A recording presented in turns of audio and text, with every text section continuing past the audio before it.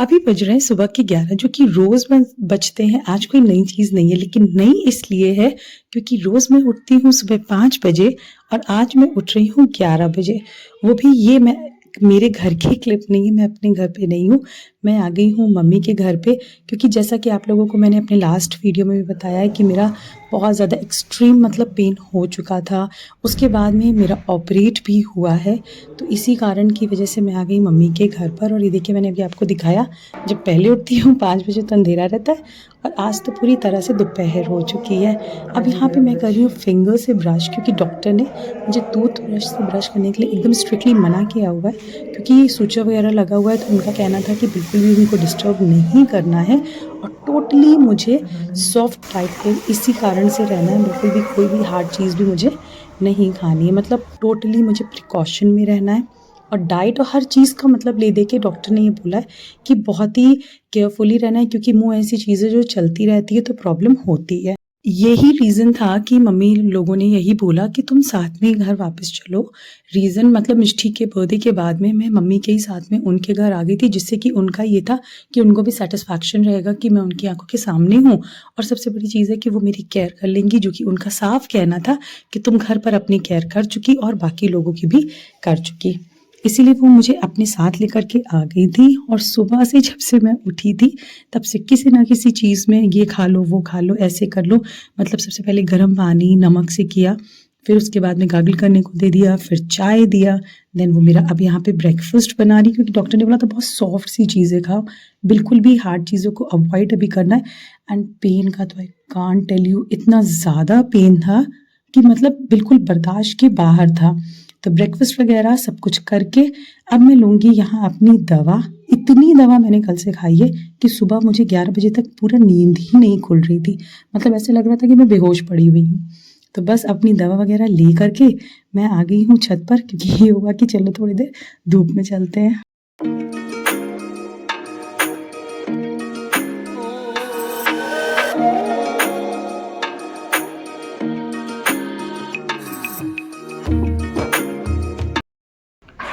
अभी बज रहे हैं दोपहर के 2 और अब रिलीफ है। अब ऐसा फील हो रहा है कि हाँ, थोड़ा सा स्वेलिंग भी कम है इस साइड से, और थोड़ा सा रिलीफ भी है। तो अब ऐसा लग रहा है कि ठीक है, और मेडिसिन्स भी बराबर चली रही हैं अभी।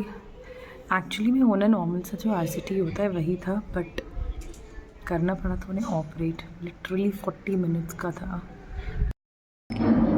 एक अलग ही टाइप का एक्सपीरियंस था इसका, जिसको बोलूँगी, जस्ट बिकॉज बाकी नॉर्मल तो मेरे बच्चे भी मेरे C सेक्शन से हुए हैं, तो वो भी एक ऑपरेशन था, बट ये तो एक अलग ही टाइप का ऑपरेशन, मुंह के अंदर ऑपरेशन, इतने इंजेक्शंस वगैरह थे। वो गॉड, मैंने तो आंखें बंद कर ली थी डर के। वैसे मेरे हस्बैंड ने देखा था, सो ही वॉज शेयरिंग कि बहुत सारे, मतलब back to back injections, back to back x ray भी लेते जा रहे थे।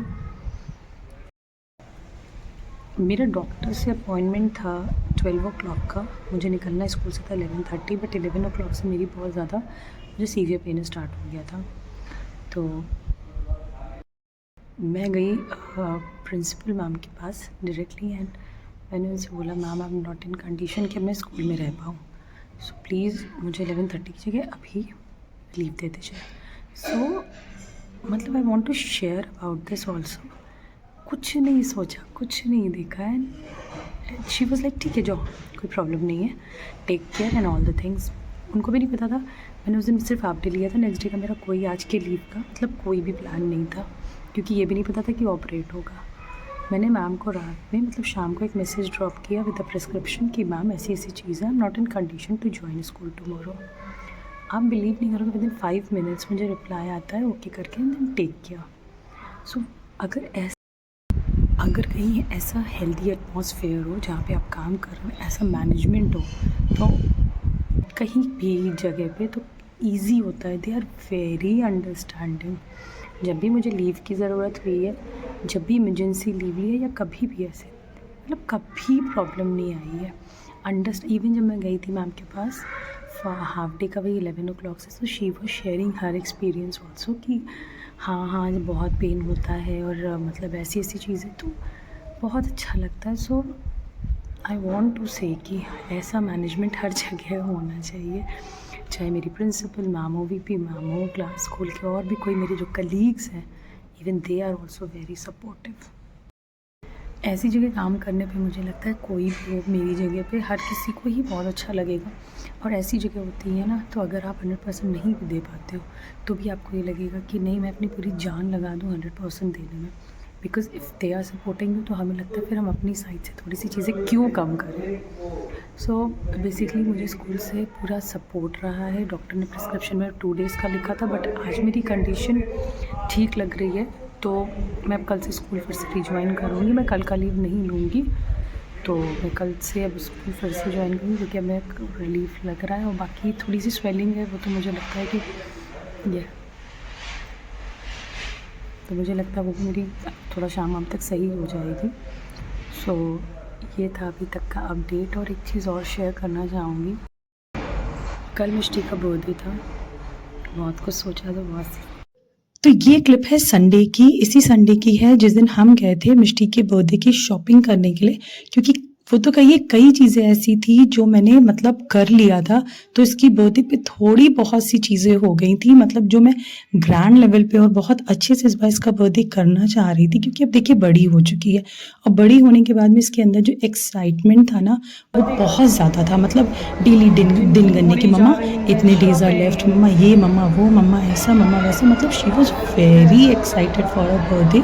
और इसके बर्थडे के 2 दिन पहले से ही मेरे साथ में जो चीज़ें हुई, मतलब आप ये समझ लीजिए कि मैंने सारी चीज़ें कैंसिल कर दी थी खाने के लिए। और जितनी भी चीज़ें मतलब हमने करी हुई थी, अपॉइंट लोगों को कर लिया था, सारी चीज़ें मुझे कैंसिल करनी पड़ी क्योंकि मेरी कंडीशन इतनी ज़्यादा ख़राब हो रही थी कि मुझे पता था कि मैं अब नहीं कर पाऊँगी। तो इसके लिए जो भी शॉपिंग वगैरह करनी थी वो मैंने एक्चुअली संडे को थोड़ा-थोड़ा सा घर पर ही मैंने चीज़ें, मतलब ऐसा लग रहा था कि लाओ छोटी-छोटी सी चीज़ें तो कम से कम कर ही लेते हैं, बाकी जो अच्छी मतलब बड़ी सी चीज़ें हैं ना जो करनी, वो पापा के साथ एक्चुअली इनको जाके करना था, मैं नहीं जाने वाली थी। तो जो मुझे करना था वो सारी चीज़ें करने के लिए हम उसी दिन संडे को ही मेरे पास टाइम था, तो ये चलो संडे इवनिंग चल के ये सारे काम कर लिए जाएँ। तो यहाँ पे एक्चुअली में सारी चीज़ें मिल जाती हैं। पूरा काउंटर ही इन्होंने बर्थडे का और इस टाइप का ब्राइड टू बी और ये जितना भी था, ये पार्टी पॉपर वगैरह सब कुछ एक ही साइड में रखते हैं, तो ज़्यादा आपको ढूंढना भी नहीं पड़ता है, एक ही साइड में सब कुछ यहाँ पे मिल जाता है।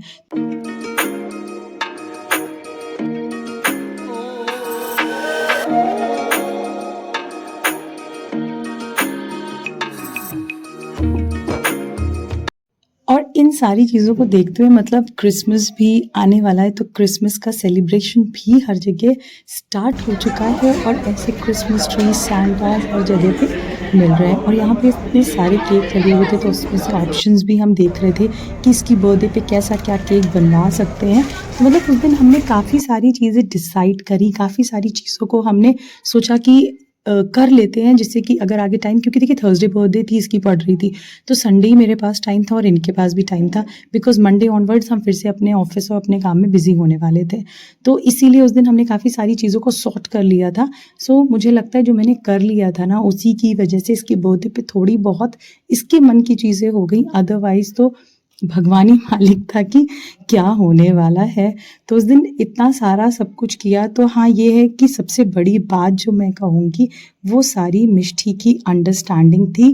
उसने सब कुछ समझा, सब कुछ देखा, क्योंकि ये जो सारी बर्थडे पे चीज़ें हो रही है ना, ये सारी क्लिप्स मैं आपके साथ छोटी-छोटी सी शेयर करी, क्योंकि जो भी भैया-भाभी और इन्होंने और मतलब इन लोगों ने जो भी क्लिप्स ली हैं, बस वही मैं आपके साथ शेयर करी। उस दिन पर्सनली मैं कुछ भी रिकॉर्ड नहीं कर पाई, because I was not in condition कि मैं कुछ भी रिकॉर्ड कर पाती। तो वो एक बर्थडे केक इसका पहले ही कट गया, क्योंकि भैया को जाना था दिल्ली, तो वो उनकी फ़्लाइट थी, उनको निकलना था, तो एक केक हमने पहले काट लिया था। और एक और भी हमारे दूसरे गेस्ट आने वाले थे, इसलिए हमने एक केक को बचा के रखा हुआ था, वो मैंने मतलब बाद में हमने सबने मिलके काटा। तो बेसिकली इसके मन का हो गया था, बट ये कि इतनी छोटी सी है, फिर भी इसने चीज़ों को समझा, सिचुएशन को समझा कि मम्मी इस कंडीशन में नहीं है, तो शी वाज़ लाइक कि मम्मी ठीक है जैसे हो रहा है, I am happy with that. But फिर भी थोड़ा सा खुद को तो लगता ही है। सो ये रहा मिष्टी का सेकंड केक।